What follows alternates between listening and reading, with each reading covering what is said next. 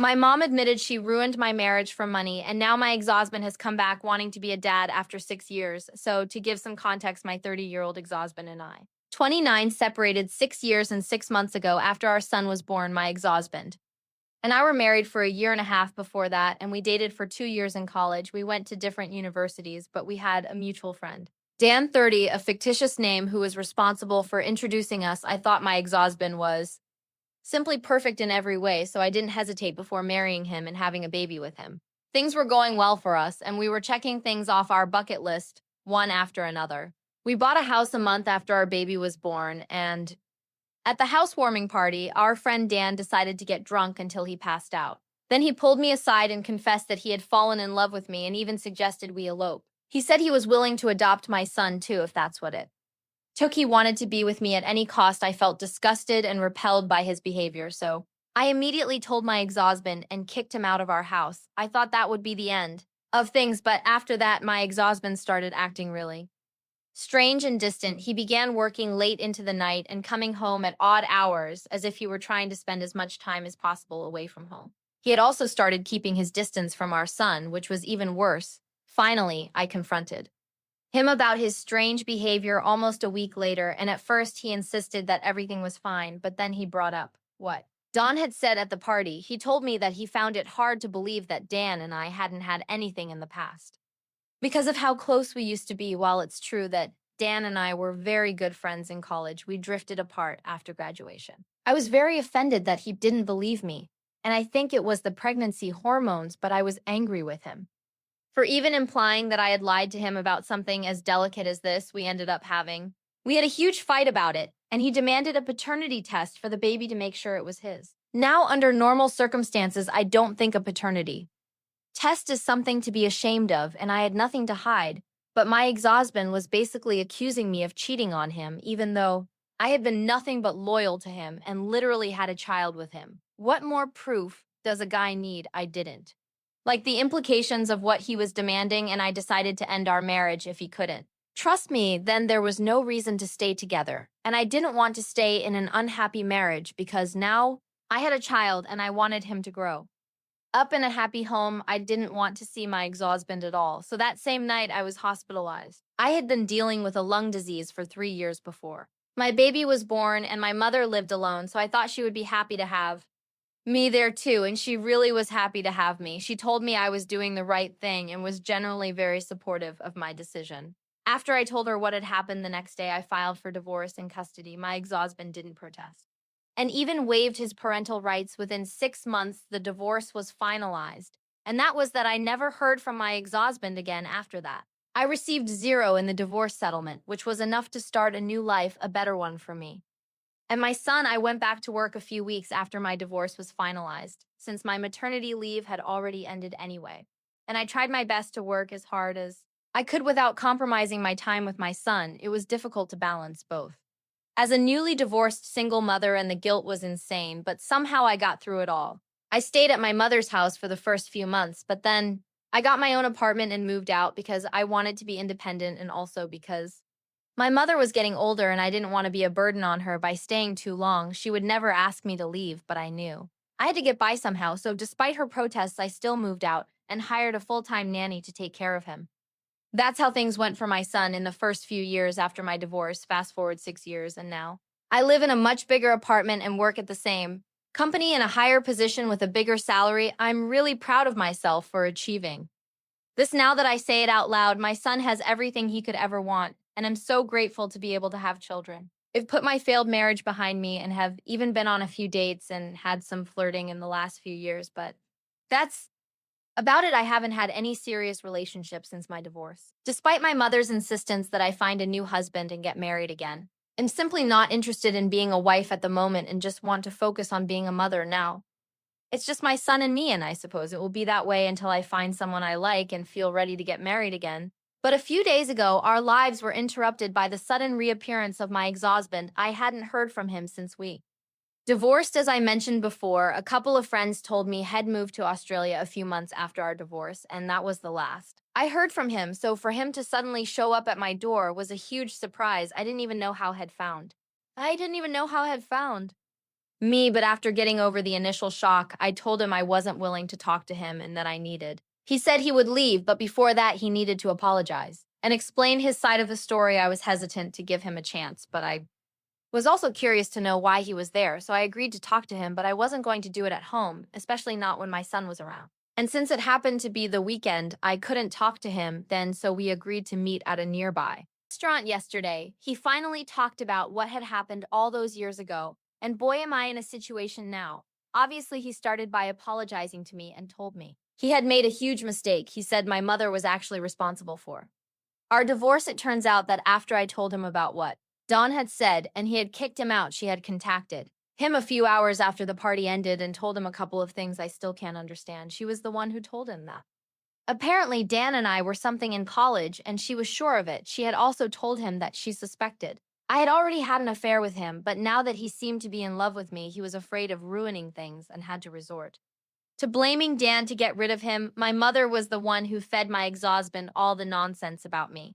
Donna made him doubt my loyalty, which is simply insane. And when I refused to take a paternity test, he simply saw that as an admission of guilt and couldn't handle it, so he left me a few weeks ago. Dan contacted him on social media and sent him several screenshots of his conversations with my mother that led to the housewarming party where it all happened. My mother had promised Dan that she would pave the way for him soon and promised that she wouldn't be married to my husband soon. In return, Dan had promised to pay my mother $330,000 to make this happen. It was horrifying for me to realize that these conversations were actually real because I knew that my mother always signed her messages with AR, which was her initial. So they had to be real. It wasn't a surprise that Don had offered to buy my mother's help because he was a rich kid and was used to getting away with things. His all the time what he tried to do here too, but failed because, as you know, I'm still not with Dan and I haven't even spoken to him since the day he was kicked out of our party. I don't know if Dan decided to suddenly appear out of nowhere now, and neither does my ex-husband, but he has definitely turned my world upside down with this information. The more I thought about it, the more ridiculous it seemed, but it also made sense. My mother had been unusually happy and overly supportive when I told her I was getting a divorce, even though she had always tended towards having conservative views. She had also tried to talk about how she felt bad for Don and how that poor boy deserved another chance to work things out with me. But I always brushed her off because I just didn't like Dan. He was fun in college, but he was a spoiled brat and definitely not my type. She had also tried to introduce me to a couple of friends' sons after my divorce, and they were all the same corporate employees with good salaries, but hardly any personality, I guess. She wanted a rich husband for me, and my ex-husband was doing a good job at that moment, but not happy about her own daughter and depriving her grandson of his father for 6 whole years just because she believed he needed a rich husband. When my ex-husband showed me those screenshots and conversations between Dan and my mother, I almost fainted from how shocked I was. After a while, I told my ex-husband I would talk to him later and left the restaurant. Then I drove straight to my mother's house to confront her about what I had just discovered. I didn't beat around the bush and went straight to the point. As soon as she opened the door, she tried to deny it at first, but I could see that she was getting really nervous. And eventually she broke down and confessed that she had agreed to help Dan all those years because she was in desperate need of money at that time. She had been a housewife all her life, and after my dad passed away, she had no one to rely on and was struggling with the bills. The money my dad left her had been enough to support her for a while, but after that, it became really difficult for her to survive on her savings. She said that she had thought about asking me to. I lent her money. But she had just bought a house and had a baby, and I complained a lot about how expensive everything was, so she felt she couldn't come to me for help. Either she had been looking for a job for a couple of months, but had been rejected everywhere because she hadn't worked before. As a last resort, she agreed to help Dan, who had contacted her a couple of weeks before the party. She intended to speak well of Dan after manipulating my husband into leaving me, but Dan fell for it, and after that drunken declaration of love, he couldn't salvage the situation. He tried, but it just didn't work, and eventually, both she and Dan gave up. Even after that, she tried to introduce me to rich guys, as I mentioned before, because she felt guilty about ruining my perfectly happy marriage for her own selfish reasons. But she had no luck with that either, and now she lived with the guilt. She said she planned to tell me the truth at some point, but she didn't intend for me to find out this way. She even tried to convince me that she had done this for my own good because Dan was financially secure and we would never have had to worrying about money or work if I had broken up with him. Never have had to with him. She said she had been looking out for me and asked me not to take it the wrong way, but I just couldn't believe my own mother would do something like that to me. I left disgusted and horrified by what I knew now, and I haven't gone to see her since I haven't answered her calls or texts either because I just don't know what to say. I even told my ex-husband that I need some time to recover from everything I've discovered, and thankfully, Hayes sensible enough to respect that. But my mother keeps sending message after message every day. I don't have the heart to block her either because my emotions are all over the place. Right now, yesterday, I received a text from my mother. That has affected me more than the others. She told me that no matter what I had done in the past, she wanted me to know that she still wished me nothing but the best, but she also wanted me to understand that she was her own person and had to take care of herself too. She said she did what she had to do to survive on her own and that she regretted it, but it was done. She didn't ask me for help because she knew I couldn't. I helped her because my ex-husband and I didn't earn enough to cover all the expenses, including hers, so what she did was out of pure desperation. She's been trying to make up for it ever since and will keep trying for the rest of her life if necessary. That message really made me cry because, like I said, I've spent my whole life with this woman, and in one day, my whole world turned upside down. I'm just genuinely lost right now. I feel guilty for not offering to help my mom when she was struggling financially after my dad passed away. Goodbye. Update 1. Hi, everyone. It's been 4 days since I posted. Thank you so much for being so kind to me and for all the advice I received on the original post. I'm now in a much more emotionally stable state, and I'm grateful I didn't respond to my mother.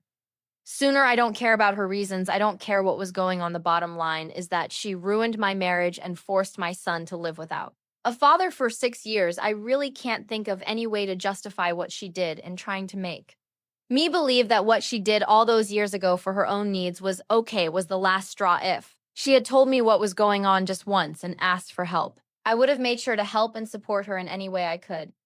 But she chose to ruin my marriage just for money and thought she could make it up to me by introducing me to her friends' rich kids. It's disgusting to think that I used to put this woman on a pedestal and was even willing to believe I was wrong. That's how convincing her emotional manipulation was, but it's okay. I'm definitely not going to apologize to her or let her manipulate me anymore. After I got promoted, I've been the one taking care of her, and she's been living off my money anyway. But that's going to stop. Now, once again, thank you to everyone here who took the time to reassure me that I wasn't the villain for not offering help to my mother, whom I didn't even know needed it, and to those who asked why exactly I had decided to speak out after so long. I talked to a couple of friends and found out that Hayes now a bitter alcoholic who's been divorced twice in the last 6 years, so I guess she finally realized I was never going to run back to him. She was even more alone and decided to create drama. Again, or at least that's what I think happened. I'm not sure, and I don't think it really matters why she did it. She did it, and I still can't decide if the repercussions of that have been good or bad. I guess a little of both. Update 2.